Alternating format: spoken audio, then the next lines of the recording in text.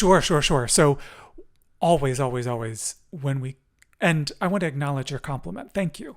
I do the work I do so people get it.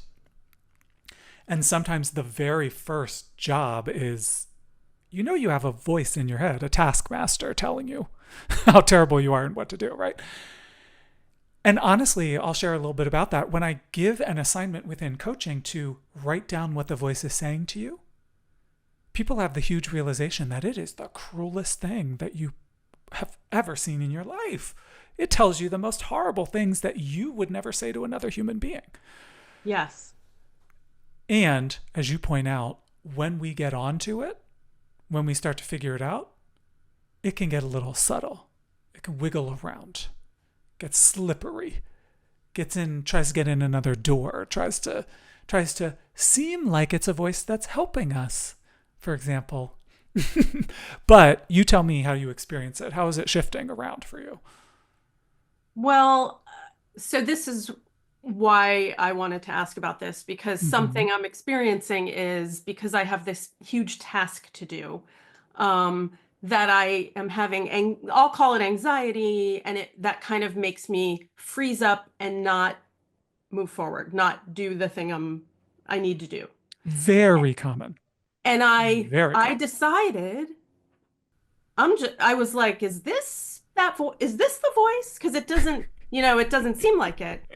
But I decided, oh, it is. And then I was able to ignore it more easily because I was like, oh, Mm, that's just the voice.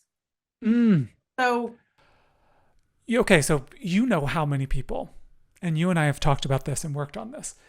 How many people, once they realize the voice is there, then begin a quest to eradicate the voice?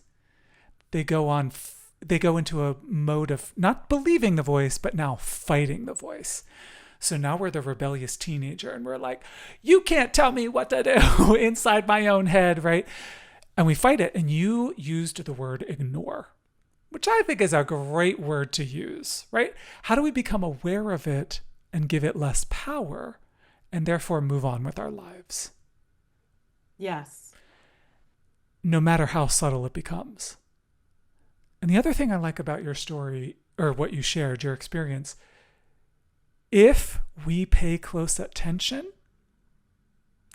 and we don't have an answer, we can fake the answer and move on with our lives. Meaning, is this the voice or not? Well, I'm just going to decide it is. Because that's right. What happens if you're wrong? You'll just find out you're wrong and make a different I love choice, right? that. Yeah. Yes, because I mean, truly, I wanted to, do you think that's the voice? Does it even matter? Maybe, and as you're saying, maybe it doesn't matter. I just decided it wasn't Mm, helping me. It wasn't a good thing. So mm. if calling it that allowed me to then go, nope. Oh, it's that. I don't have to listen. Then great. I love the way you said that. Nope. Right? That's the essence.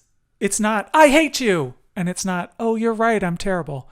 It's, nope. Because I was really struggling with it. And Mm, yeah, really struggling with it. And just deciding, oh, oh, that's the voice sneaking in. yes. Then it was easier to ignore it. Yeah. And not everything not everything we do in spiritual practice is easy. As a matter of fact, quite a bit of it is very difficult to do. And that's why most people don't do it. But there are those moments where the pieces fall into place.